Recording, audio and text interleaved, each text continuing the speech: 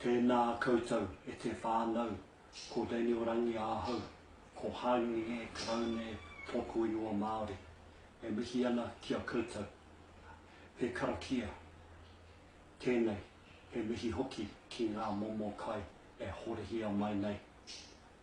Nau mai ngā hua o te wao, o te ngā kina, o te waitai, o te wai Māori, nā tāne, nā tangaroa, nā romo, nā maru, ko rangi nui e tū iho nei, ko papatua nuku e takoto ake nei.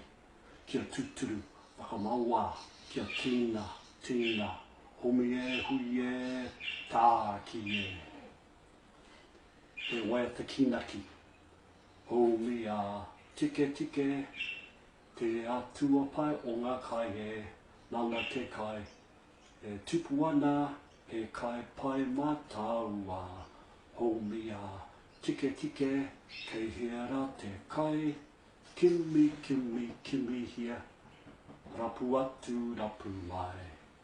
Homi a tike tike, kei te kai e, hora hora hia mai, kei hia kai aue.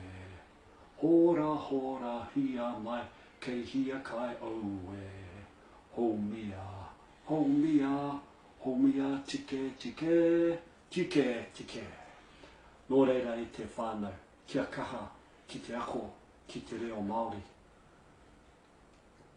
Ki te kōrero rangatira.